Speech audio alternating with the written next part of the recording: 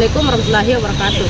Perkenalkan, nama saya West Alparni dari 21 HTM 3. Di sini saya akan memaparkan materi mengenai dengan proses tahapan persidangan. Sebelum memasuki proses pemeriksaan persidangan, di sini saya akan menjelaskan mengenai dengan tahap-tahap pemeriksaan. Yang pertama yaitu tahapan pemeriksaan pendahuluan, dibagi menjadi 3. Yang pertama, pemeriksaan administrasi pengadilan.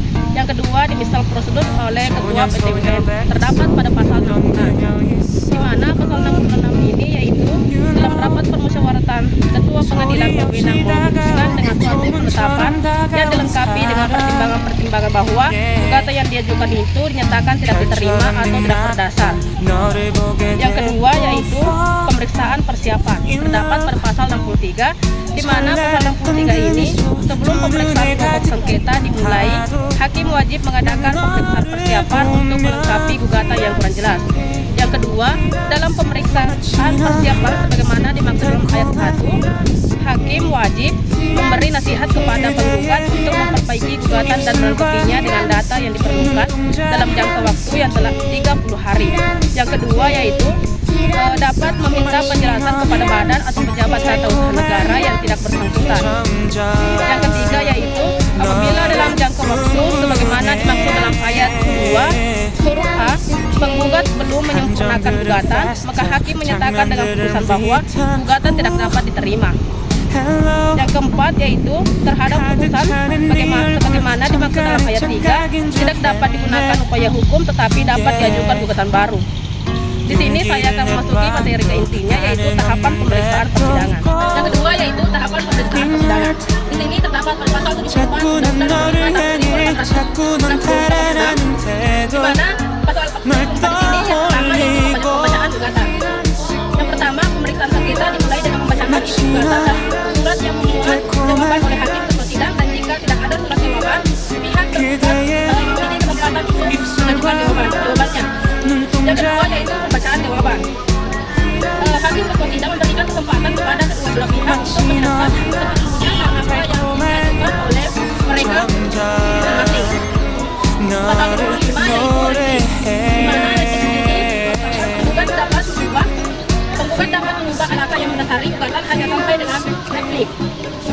Pasal disertai alasan yang cukup serta tidak merugikan kepentingan tergugat, dan hal tersebut harus disaksikan oleh hakim. Duplik yaitu tergugat dapat mengubah alasan yang mendasari jawabannya hanya sampai dengan duplik. Alasan disertai alasannya disertai dengan serta tidak merugikan kepentingan tergugat, dan hal tersebut harus dipertimbangkan dengan bersama oleh hakim. Yang selanjutnya yaitu pembuktian. Terdapat pada pasal 10. Yang pertama yaitu jenis-jenis alat bukti yaitu surat atau tulisan, keterangan ahli, keterangan saksi, pengakuan para pihak, dan pengetahuan hakim. Yang kedua, keadaan yang telah diketahui oleh umum dan tidak perlu dibuktikan. Dan yang terakhir yaitu kesimpulan. Terdapat pada pasal 97 di mana pasal itu berbunyi dalam hal pemeriksaan sengketa sudah diselesaikan, kedua belah pihak diberi kesempatan untuk mengemukakan pendapat yang terakhir berupa kesimpulan masing-masing. Yang kedua, setelah kedua belah pihak mengemukakan kesimpulan sebagaimana yang dimaksud dalam ayat 1, maka hakim ketua sidang menyatakan bahwa sidang ditunda untuk memberikan kesempatan kepada majelis hakim bermusyawarah dalam ruangan tertutup untuk mempertimbangkan segala sesuatu guna putusan sidang tersebut. Yang ketiga yaitu putusan dalam musyawarah majelis yang dipimpin oleh hakim ketua majelis merupakan hasil kesepakatan bulat, kecuali jika setelah disahkan dengan setuju tidak dapat dicapai kesepakatan bulat, maka putusan diambil dengan suara terbanyak. Yang keempat yaitu apabila musyawarah majelis sebagaimana dimaksud dalam ayat 3 tidak dapat menghasilkan putusan, pemusyawaratan ditunda sampai musyawarah majelis berikutnya. Yang kelima yaitu apabila dalam musyawarah majelis berikutnya tidak dapat diambil suara terbanyak, maka suara terakhir hakim ketua majelis yaitu yang menentukan. Yang keenam yaitu putusan pengadilan dapat dilakukan pada hari terduga dalam sidang yang terbuka umum atau ditunda pada hari lain yang harus diberitahukan kepada kedua belah pihak. Yang ketujuh, putusan pengadilan dapat mengubah gugatan tolak dan gugatan terbuka. Selanjutnya yaitu gugatan tidak diterima dan gugatan gugur.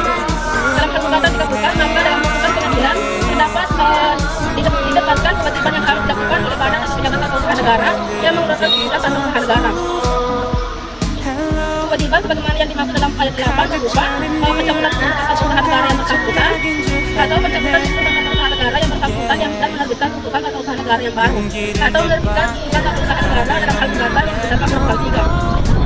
Yang terakhir yaitu pengadilan terdapat pada pasal 108 dari di mana berbunyi ayat 1 yaitu putusan pengadilan harus diucapkan dalam sidang terbuka untuk umum. Dan yang kedua yaitu apabila salah satu pihak atau kedua belah pihak tidak hadir pada waktu putusan, pada waktu putusan pengadilan maka pengadilan ucapkan atau kita hadir atau tidak, putusan itu disampaikan dalam surat ucapan kepada yang bersangkutan. Sekarang